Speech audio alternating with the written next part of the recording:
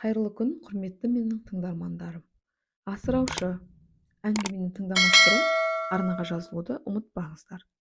Мама, мен ертең мектепке барғым келіп отырған жоқ. Бәрібір дұрыс сабақ болмайды. Әдебиеттен беретін апай тапсырма береді де соткасын шұқылап отыра алады. Берген тапсырмасын жазбағаныңызды тексермейді. Ал тарих сабағы мүлдем қызықсыз. Оқығым келмейді. Қой, ол не болғаны балам? Олай айтпа. Мамасының күңкіліне құлақ аспаған Ерлан тез киінді де сыртқа шығып кетті. Ерлан биыл 9-ды бітірді. Соңғы кезде өскенде кім боламын, не жұмыс істеймін, заман қалай болмақ деген сияқты сұрақтар мазалайтынды шығарды. Жалғыз ер бала болған соң әке-шешесі бетінен қақпай өсірді. Бірақ онымен ол тентек болып кеткен жоқ. Керісінше, жасына тән емес сұрақтарға жауап іздейтін, ойшыл болып өсіп келеді. Айтпақшы, жасына тән емес сұрақтар деген қазіргі уақыттағы елде болып жатқан оқиғалар. Халықтың хал-ахуалдары ерекше ойландырып, соған жауап іздейтінді шығарды. Шынында Ерланның үйі молшылық дегеннің не екенін білмей келді. Әкесі шопыр, мамасы жұмыс істемейді. Әйтеуір ес білгелі аурудан шықпайды. Ескі бір бөлмелі жұпыны пәтерде өмір сүріп жатыр. Әкесінің тапқаны тамақтарына әрең жетеді. Кейде оның кесірінен үйде айқайда шығып кетеді. Осы үйдің еркегі сен бе, мен бе деген мамасының айқайы жиі құлақты жаратын болып жүр. Сыныптасы Абай үлкен 2 қабатты коттеджде тұрады. Папасы сабаққа джиппен әкеледі. Абайдың қалтасы тиын-тебеннен құрғамайды. Осы екі жағдайды салыстырып, айырмашылығының себебін іздейді. Неге? 9-ды бітіріп, міндетті түрде жұмысқа тұрамын. Колледжде түсемін. Ақша тауып, 3 қарындасымды оқытамын. Пәтерімізді кеңітемін.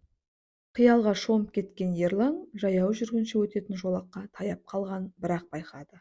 Соңғы кезде Ақтаудың көшесі көлікке тым толып кетті ме? Көше тар ма? Әйтеуір байқамасаң басып кетулері қиын емес. Кішкентай күнінде 2-ші сыныпта оқып жүргенде балалардан асық ұтып алып жинап балаларға сататын. Сөйтіп тиын жинап үйге нан сатып әкелетін. Мамасы айналып толғанып отыратыны асыраушы менің деп, Ерлан шын мәнінде өсуге қатты асығауды тезірек өз қолынан өз аузына жетіп, әке-шешесін, қарындастарын қиыншылықтан құтқарғысы келеді. Әсіресе былтыр 1-ші қыркүйекте киім, сөмке алатын, қағаз, құрал алатын ақшалары жетпей қиналғандары естен кетер емес. Папалары 10 шақты күн ауырып жатып қалды. Дұрыс ақша шықпаған. Бір мейірімді жандар көмек көрсетіп, барлық қажетті оқу құралдарын алып берген болатын. Сондағы бала жүрегі қатайып, өзіне берген серті бар. Ол серті үлкен жұмысқа кіріп, ақшаны көп табатын бастық болу, немесе Абайдың папасындай кәсіпкер болу. Оның бірден бір жолы сабақты жақсы оқып, жоғарғы оқуына түсу екенін бала жүрегі қанша сезсе де, қазіргі білім деңгейінің төмендігі іштей тежей беретін сияқты. Негізінде Ерлан өте зейінді бала, бірақ қырсық мінезі де жоқ емес.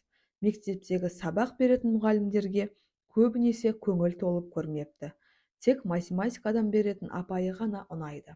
Басқа мұғалімдердің білім деңгейлері төмен бе, әлде өз жұмыстарына жауапты қарамай ма, әлде Ерланға беймәлім себептері бар ма, әйтеуір уақыт өтсе болғаны дейтін сияқты.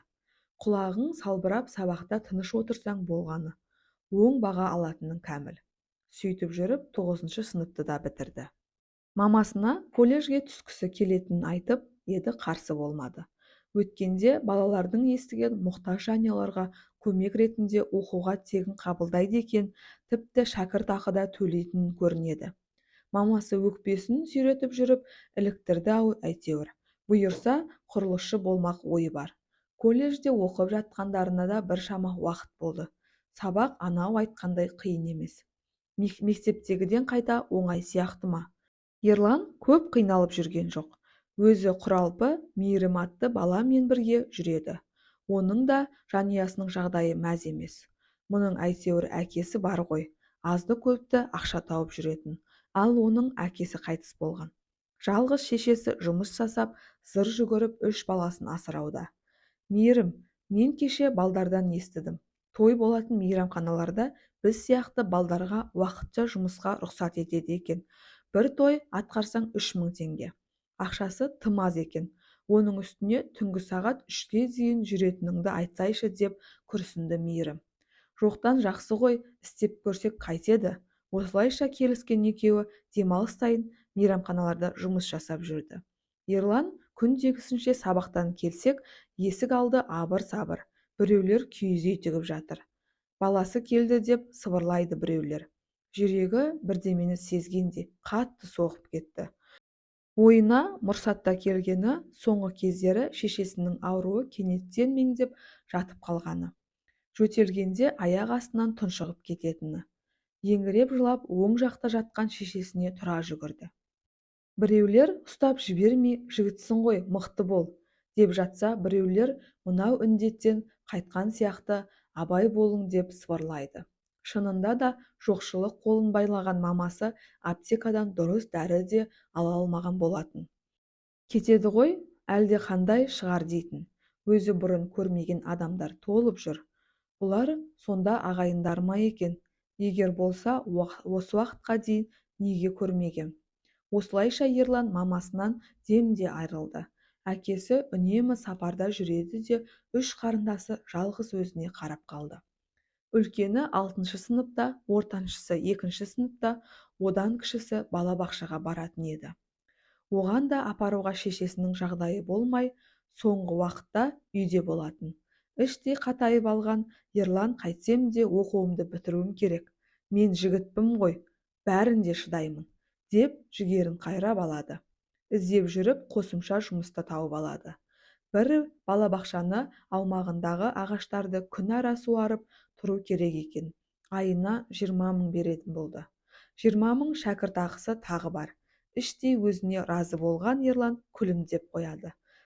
Колледжді бітіріп, бір жамағайының арқасында қала басындағы құрылысқа жұмысқа кірді. Жұмыстары қиындау, бетон құяды, ағаштан қалып құрастырады. Биікте жұмыс жасаған да қауіпті екен. Қасындағылары кілең жалдамалы жұмысшылар. Өзбек қалпағы аралас. Шебердің көзі тайып кетсе, қалай болса солай жасауға дайын тұрады. Арттарынан түзетіп әлек болады. Бір күні сондай жағдайдың үстіне бастықтары түсіп қалды. Құрылған қалыпты қайта бұзып жатырған Ерланды тоқтатқан бастығы. Қайсысы мынаны жасаған? Мен білмей жүр дейсің бе? Содан талқылау басталды. Бәрін тұрғызып қойып, кінәлі ұстаны тауып алды да жұмыстан қуып жіберді. Кетіп бара жатып, жұдырығымен көрсетіп барады екен. Ерінен тістеп алған, қап бәлем, тұра тұр деген кейіп білдірді. Қыстың бір тұтам күні тез батып үйге қайтарда қараңғы түсе бастайды.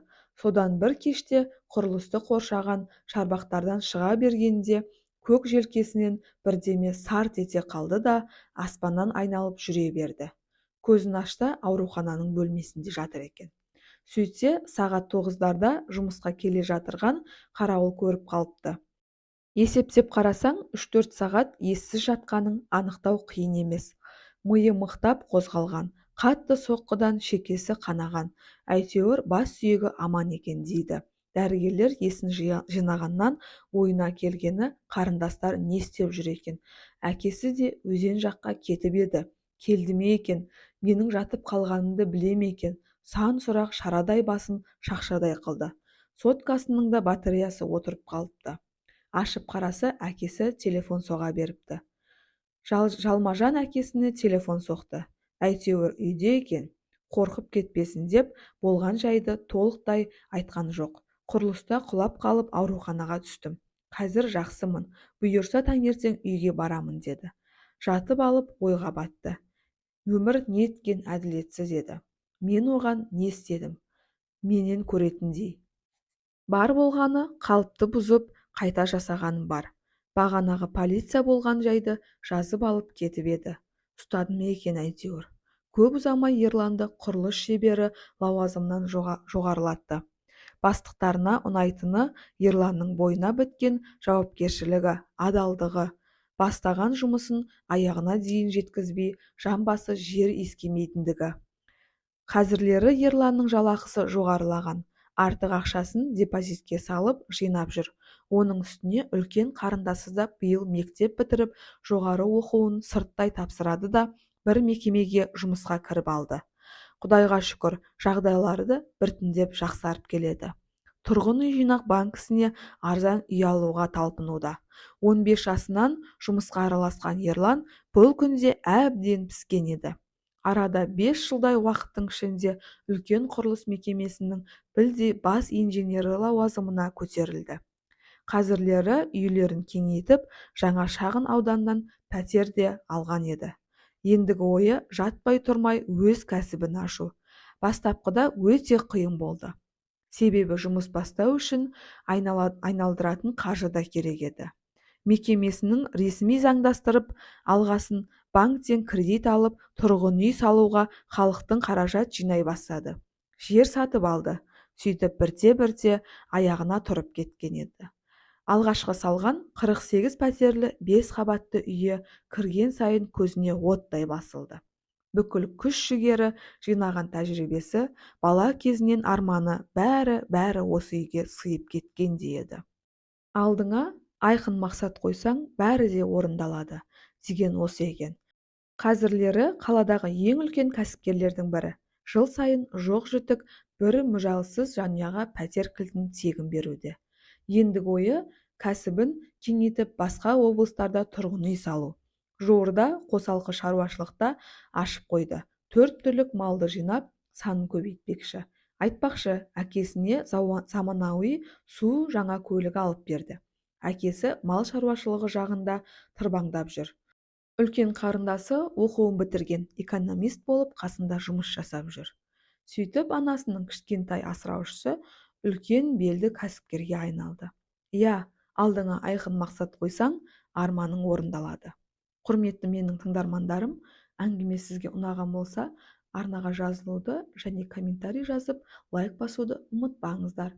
Назарларыңызға рахмет. Келесі әңгімеде кездескенше сау болыңыздар.